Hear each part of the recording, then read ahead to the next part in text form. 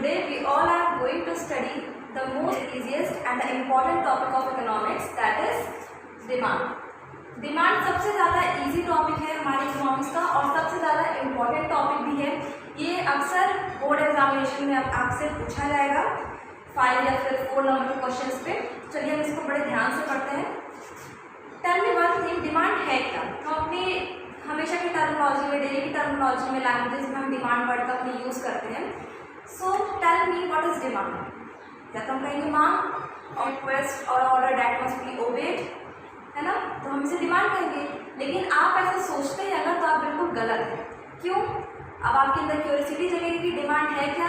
चलिए हम पढ़ते हैं। उसके पहले मुझे एक चीज़ आप और बताइए कि हम गुड्स को डिमांड क्यों करते हैं?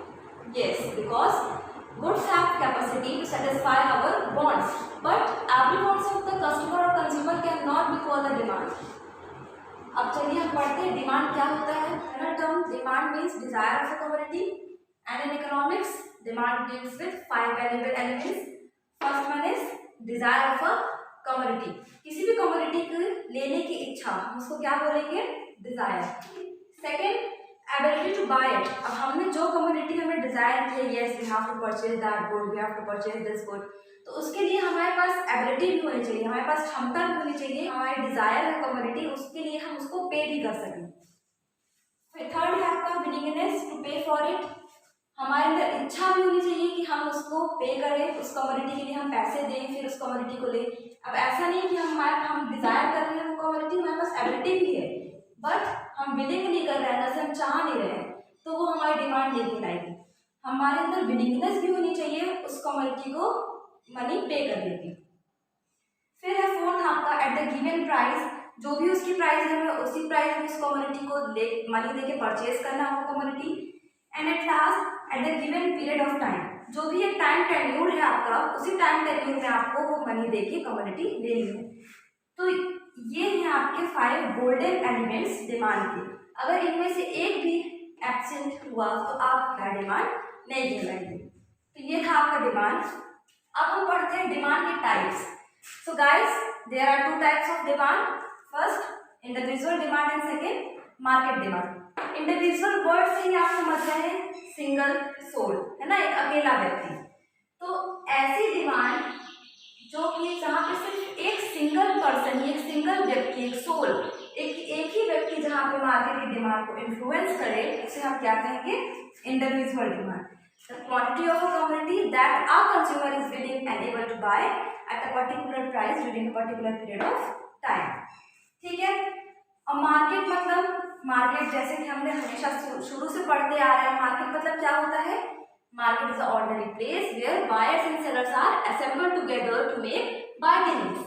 तो मार्केट में बायर्स और सेलर्स, हमने 2 वर्ड टर्मिनोलॉजीज का यूज किया, तो मतलब बहुत सारे कंज्यूमर, बायर्स और सेलर्स आ गए इसमें। तो ऐसी डिमांड जहाँ पे बहुत सारे कंज्यूमर्स डिमांड को, मार्केट की डिमांड को अफेक्ट करें, वो हमारी कहलाती है market demand. The quantity of the commodity that all the consumer is willing and able to buy at a particular price during a particular period of time, वो हमारी क्या कहलाती है? Market demand. चलिए अब हम पढ़ते हैं डिटर्मिनेंट्स ऑफ डिमांड। डिमांड से क्या डिटर्मिनेंट होते हैं, और we can say that factors affecting the demand. ऐसे कौन से फैक्टर्स हैं जो कि डिमांड को अफेक्ट करते हैं? चलिए हम पढ़ते हैं। ये हमने एक फॉर्मूला लिखा है आप सभी के लिए, dx = f px small m capital T pl small t and then last pr। तो px मतलब price of a given commodity. So guys, there is an inverse relationship between price of a commodity and its quantity demanded. That is, if the price of a commodity increases then its demand decreases. मतलब समझते हैं हम इसका, अगर किसी भी commodity की price increase होगी तो उसकी डिमांड ऑटोमेटिकली डिक्रीज हो जाएगी, और किसी भी कमोडिटी की प्राइस अगर डिक्रीज होगी तो उसकी डिमांड इंक्रीज हो जाएगी। सो आपका ये फॉर्मूला बनेगा, प्राइस इंक्रीज हुई तो हमारी डिमांड डिक्रीज हुई, और प्राइस अगर डिक्रीज हुई तो हमारी डिमांड इंक्रीज हुई। हम अपनी कॉमन लाइफ में देखते हैं ना, किसी भी कमोडिटी की प्राइस इंक्रीज हो जाती है तो हम तब तक वेट करते हैं, उस कमोडिटी को हम नहीं परचेज करते जब तक उसका प्राइस लो ना हो जाए। तो यही है आपका price of the given commodity. And guys, this is also called as law of demand, इसी को हम कहते हैं लॉ ऑफ डिमांड। नेक्स्ट है हमारा M. M stands for money and income of a consumer. So if the money and income of the consumer increases then its quantity demand also increases. कैसे? As the consumer would have large amount of money to spend over the commodity. अगर आपके pocket में money है तो आप commodity को ज़्यादा prefer करेंगे, आपको जो भी कमोडिटी आपको परचेज करनी है आप उसको प्रेफर करेंगे, उसको परचेज करेंगे। बट अगर आपके पॉकेट में मनी है ही नहीं तो आपकी डिमांड भी नहीं होगी। तो ये है आपका एम। एम स्टैंड्स फॉर, अभी मैंने बताया, yes, money and income of the consumer. So जब आपका मनी और इनकम इंक्रीज होगी तो आपकी डिमांड भी इंक्रीज होगी, और जब आपका मनी इनकम डिक्रीज होगी तब आपकी डिमांड भी डिक्रीज हो जाएगी। तो इसका हमने कैसे रिलेशन देखा? इसका हमने डायरेक्ट रिलेशन देखा, और इसके पहले भी हमने क्या पढ़ा था?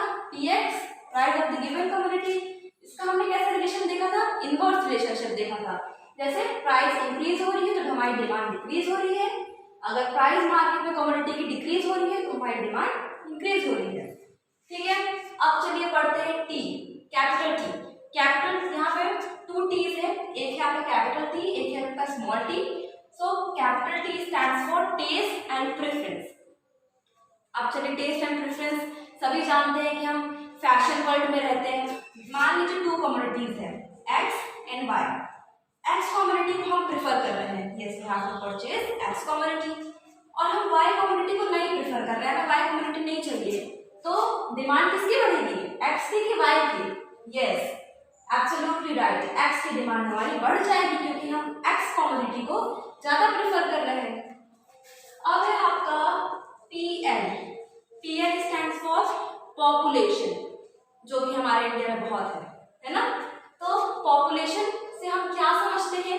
अगर किसी भी लोकेलिटी की पॉपुलेशन इंक्रीज होगी तो उसकी डिमांड इंक्रीज ही होगी। कैसे? देखिए, एक आपकी कॉलोनी है, यहाँ बहुत सारे लोग रहते हैं, ठीक है ना, यहाँ की पॉपुलेशन बहुत है, ठीक, और बहुत सारे जब उस कॉलोनी में लोग रहते हैं तो वहाँ जितने भी लोग रहते हैं सबकी डिमांड अलग अलग होगी। तो डिमांड उस कॉलोनी की कैसी है? इंक्रीज हो रही है, परमानेंटली वो इंक्रीज ही होती जा रही है। और एक कॉलोनी और है, उसकी पॉपुलेशन बहुत कम है, तो उसकी डिमांड कैसी होगी? इसके कंपैरिजन में डिमिनिश होगी, डिक्रीज होगी। तो ये था आपका पॉपुलेशन। पॉपुलेशन और आपका डिमांड में डायरेक्ट रिलेशनशिप है। अब है आपका स्मॉल टी। कैपिटल टी क्या था? किसके? कैपिटल टी का मतलब हमने क्या समझा था अभी?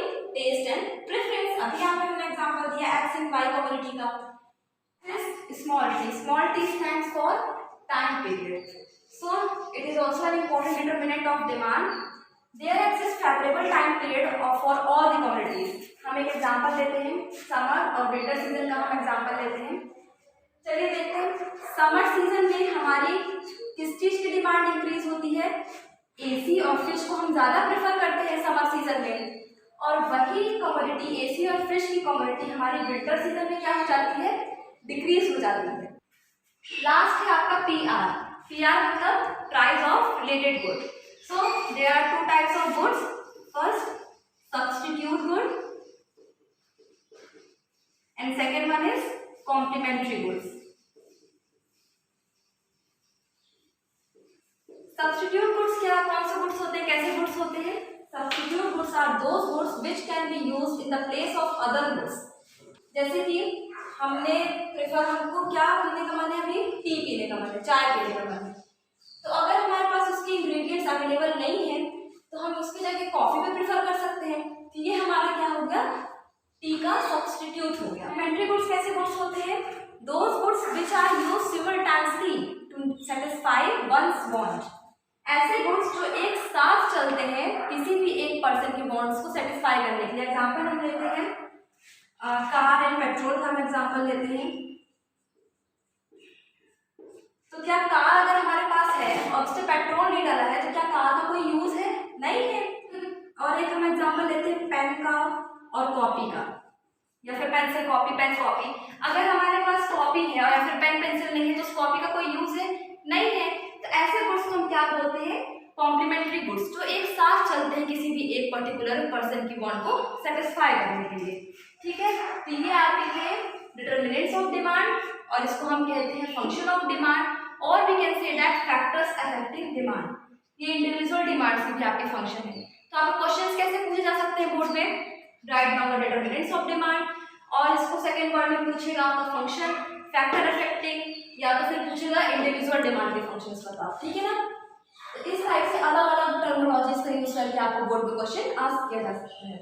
अब चलिए पढ़ते हैं हम लॉ ऑफ डिमांड। सबसे ज्यादा इंपॉर्टेंट टॉपिक है इसका law of demand. With keeping other things constant, दूसरी चीज को हम सब कांस्टेंट रखते हैं। There is a inverse relationship between quantity demanded and price of a given commodity. Law of demand में अभी हमने पढ़ा था ये PX price of given commodity, जिसपे क्या हुआ था हमारा, प्राइस इंक्रीज हो रहा था और डिमांड डिक्रीज हो रहा था। अगर प्राइस मार्केट की डिक्रीज हो रही थी तो डिमांड हमारी इंक्रीज हो रही थी। तो यही है आपका law of demand. If price of a commodity in the market increases then its demand decreases, and if the price of the commodity decreases then its demand increases. तो ये है आपका लॉ ऑफ डिमांड। चलिए इसका हम schedule और graph भी देख लेते हैं जल्दी से। ये है आपका शेड्यूल लॉ ऑफ डिमांड का। देखिए मार्केट में हमारी किसी भी कमोडिटी की, मान लीजिए आइसक्रीम या फिर चॉकलेट, मैगी, प्राइस हमारी है ₹5, ठीक है, फर्स्ट कमोडिटी। अभी ये सब आप छोड़ दीजिए, ये फर्स्ट कमोडिटी की हमारी प्राइस है ₹5। तो इसकी डिमांड कितनी है मार्केट में, 1, ठीक है, मतलब प्राइस ज्यादा है और डिमांड कैसी है, कम है। सेकेंड कमोडिटी में हम जाते हैं तो प्राइस डिक्रीज हो गई यहाँ पे, ठीक है, 4 पे आ गई प्राइस, आ गई ना 4 पे, ₹1 डिक्रीज हो गया, तो यहाँ पे ₹1 डिमांड क्या हो गया हमारा, इंक्रीज हो गया। देखिए 1 से 2 हो गया तो इंक्रीज हो गया हमारा डिमांड। अब हम प्राइस पे आते हैं तो प्राइस हमारी ₹3 हो गई और डिमांड भी हमारी 2 से इंक्रीज हो गई, ₹1 3 हो गई। ₹2 हमारी हो गई प्राइस कमोडिटी की, डिमांड कितनी हो गई, ₹4, और ₹1 हमारी प्राइस हो गई तो डिमांड कितनी हो गई, ₹5। मतलब हमने शेड्यूल से क्या समझा कि अगर प्राइस हमारी इंक्रीज हो रही है तो डिमांड क्या हो रही है हमारी, डिक्रीज, और अगर प्राइस डिक्रीज हो रही है तो डिमांड क्या हो रही है, इंक्रीज। हमारे अब हम ग्राफ प्लॉट करते हैं, इसी शेड्यूल हम यहाँ पे ग्राफ प्लॉट करेंगे। ये है हमारा Y axis and this one is ours X axis, ये हमारा एक्स एक्सिस है। तो यहाँ पे ये हमारी मान लीजिए प्राइस की लाइन है, ये हमारी क्वांटिटी डिमांड की लाइन है, ठीक है।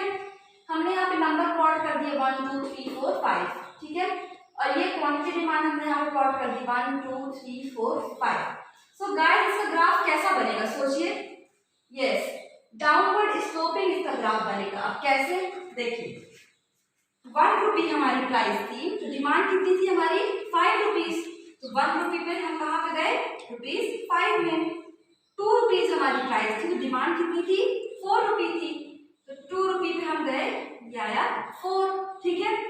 ₹3 हमारी प्राइस थी तो हमारी डिमांड थी 3, तो ये है हमारा 3 and this one is hours 3, ठीक है। ₹2 प्राइस थी तो डिमांड कितनी थी 4, ये आपका 4, ये 2। फिर आपका ₹5 प्राइस थी, डिमांड कितनी थी 1, ये है 5 और डिमांड 1। तो इसका ग्राफ आपका कुछ ऐसा बनेगा, डाउनवर्ड स्लोपिंग, ठीक है। ग्राफ समझ में आ गया? Well have a nice day.